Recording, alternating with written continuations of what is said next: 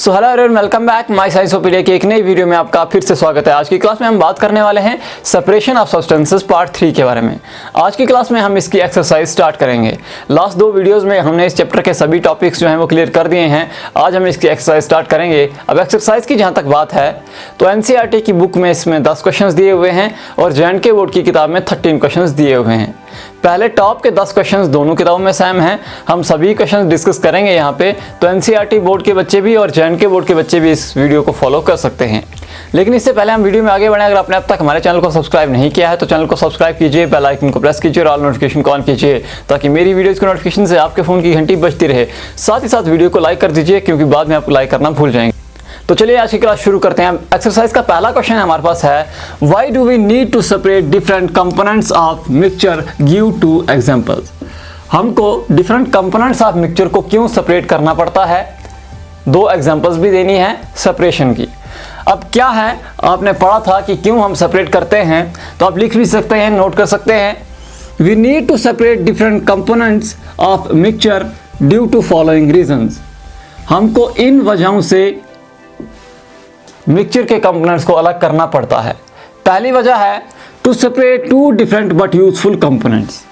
हम दो different but useful components को अलग करने के लिए मिक्सचर को सेपरेट करते हैं, उसके कंपोनेंट्स को सेपरेट करते हैं। जैसे मैंने कहा था कि ग्रेन्स और हस्क जो है उन दोनों को हम अलग करते हैं तो दोनों यूजफुल हैं।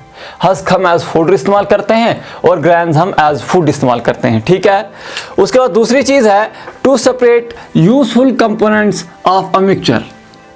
अब जैसे मैंने बताया था कि हम चाय में से चाय की पत्ती अलग करते हैं और चाय अलग करते हैं, तो जो टी वाला कंपोनेंट है वो हमारे लिए यूजफुल है, लेकिन जो टी लीव्स हैं तो वो हमारे लिए रंग निकल जाने के बाद यूजलेस हैं, उसका हम इस्तेमाल नहीं करते हैं। तो हम यूजफुल कंपोनेंट को अलग करने के लिए भी मिक्सचर के कंपोनेंट्स को सेपरेट करते हैं। तीसरी चीज़ है to remove impurities from sample of mixture. हमारे पास एक मिक्सचर है, उसमें इम्प्योरिटीज़ हैं। जैसे मैंने बताया था कि दाल में जो कंकर हैं वो इम्प्योरिटीज़ हैं, वो हमारे लिए यूज़फुल नहीं हैं, तो उनको अलग करने के लिए भी हम इम्प्योरिटीज़ को अलग करने के लिए भी हम मिक्सचर के कंपोनेंट्स को सेपरेट करते हैं।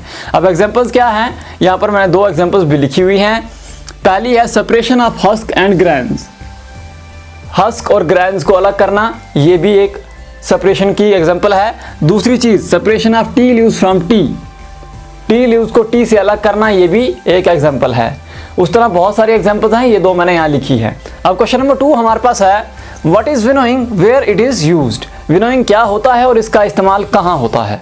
मैंने आपको बताया था विनोइंग क्या होता है। विनोइंग एक ऐसा प्रोसेस है जिसमें हम लाइटर और हैवियर कंपोनेंट्स ऑफ मिक्सचर को विद हेल्प ऑफ विंड अलग करते हैं। यहाँ भी मैंने वो चीज़ लिखी हुई है, आप नोट भी कर सकते हैं।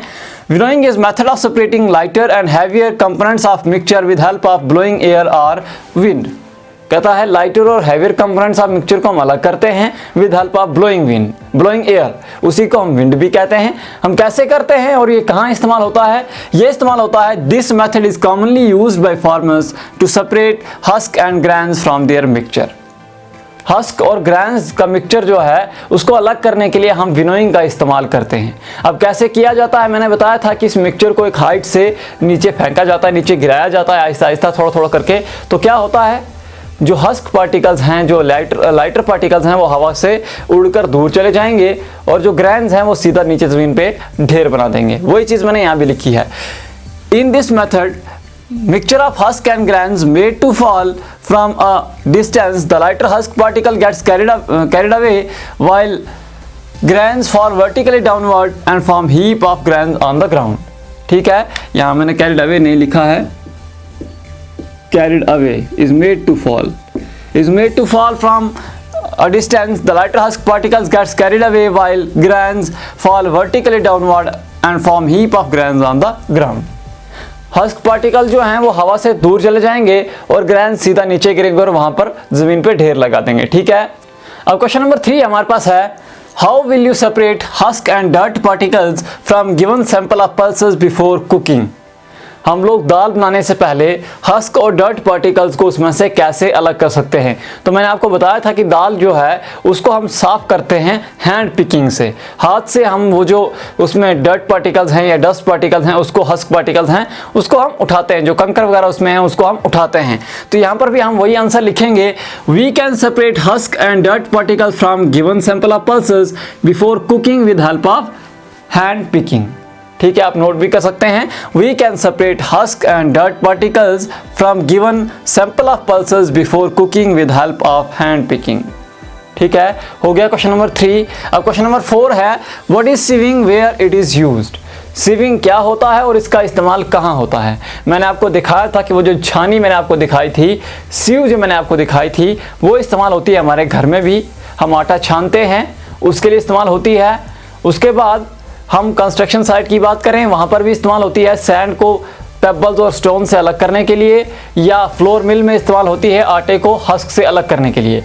तो हम यहाँ भी वही आंसर लिखेंगे, sieving is method of separation used to separate finer and coarse particles of mixture with help of sieve। फाइनर particles and coarse particle, coarse particle का मतलब हो गया थोड़े से बड़े बड़े पार्टिकल, बिगर पार्टिकल्स हम कह सकते हैं, उनको अलग करने के लिए। फाइनर पार्टिकल्स सीव के वो छोटे छोटे होल से, फाइन होल से नीचे आ जाएंगे और कोर्स पार्टिकल्स उसके ऊपर रहेंगे। तो इसका इस्तेमाल हम करते हैं। This method is use to separate husk from flour in our homes, flour mills. It is use to separate, it is also use to separate sand from pebbles and stones at construction site. हम इस तरीके का इस्तेमाल करते हैं अपने घर में, फ्लोर को हस्क से अलग करने के लिए घर में इस्तेमाल होता है, फ्लोर मिल्स में इस्तेमाल होता है और कंस्ट्रक्शन साइट में ये तरीका इस्तेमाल होता है सैंड को पेबल्स और स्टोन से अलग करने के लिए। ये हो गया क्वेश्चन नंबर 4। अब बारी आती है क्वेश्चन नंबर 5 की। अब क्वेश्चन नंबर 5 हमारे पास है, how will you separate sand and water from their mixture. हम सैंड और वाटर को उसके मिक्सचर से कैसे अलग कर सकते हैं। इन दोनों कंपोनेंट्स को अगर हमने अलग करना है तो हम कैसे करेंगे। अब जहाँ तक मिक्सचर की बात है, इस सैंड एंड वाटर के मिक्सचर की जहाँ तक बात है, तो ये इनसॉल्युबल मिक्सचर है, मतलब सैंड वाटर में डिसॉल्व नहीं होती है। तो क्या होगा, साथ ही साथ सैंड हैवियर भी है, सैंड की डेंसिटी ज़्यादा है, ये पानी से भारी है। जब हम इस मिक्सचर को स्टैंड रखेंगे थोड़ी देर तक, तो क्या होगा, सैंड नीचे सेटल हो जाएगी, यानी सैंड की सेडिमेंटेशन हो जाएगी। उसके बाद हम क्या करेंगे, पानी की जो लेयर ऊपर जमा होती है उसको हम दूसरे बर्तन में पोर करेंगे, जिसको हम डिकेंटेशन कहते हैं। अगर हमको अब भी लगता है कि पानी क्लियर नहीं हुआ है तो हम उसको फिल्टर पेपर से पास करवाएंगे, जिसको हम फिल्ट्रेशन कहते हैं। तो इस मेथड से हम क्या करेंगे, हम सैंड एंड वाटर को अलग कर सकते हैं। यहाँ पर मैंने यही चीज़ लिखी हुई है, we can separate sand and water from their mixture with help of sedimentation, decantation and filtration. ये 3 चीज़ें हम एक के बाद एक इस्तेमाल करेंगे। क्या करेंगे हम, the mixture of sand and water is allowed to stand for some time. सबसे पहले हम मिक्सचर को थोड़ी देर तक स्टैंड रखेंगे। The particles of sand being heavier settles at the bottom. Sand के पार्टिकल्स हैवियर हैं, वो नीचे सेटल हो जाएंगे, बॉटम ऑफ द कंटेनर भी आप लिख सकते हो, वो नीचे सेटल हो जाएंगे, जिसको हम सेडिमेंटेशन कहते हैं। Now top layer of water is poured into another container. अब हम जो ऊपर की लेयर है पानी की, उसको हम दूसरे कंटेनर में उड़ेल देंगे, इसको हम डिकेंटेशन कहते हैं। If water still is not looks clear, it is pass through filter paper. अगर पानी अब भी लगता है कि क्लियर नहीं है तो हम इसको फिल्टर पेपर से पास करवाएंगे। Now we will obtain components of sand and water. जब फिल्ट्रेशन हो गई तो फिर हमारे पास वाटर अलग हो जाएगा, सैंड अलग हो जाएगी। कुछ डिकेंटेशन से हो गई थी, अब जो थोड़े बहुत सैंड बची थी उसमें थोड़े बहुत जो पार्टिकल सैंड के बचे थे छोटे छोटे, वो फिल्ट्रेशन से अलग हो गए। तो इस तरह से हम इस मिक्सचर को अलग कर सकते हैं। तो आज की वीडियो में इतना ही, लेकिन जाने से पहले वीडियो को लाइक करें, कमेंट करें और शेयर करें ताकि ज़्यादा से ज़्यादा लोगों तक ये वीडियो पहुंच पाए। फिलहाल अभी के लिए अलविदा, फिर मिलता हूँ एक नई वीडियो में।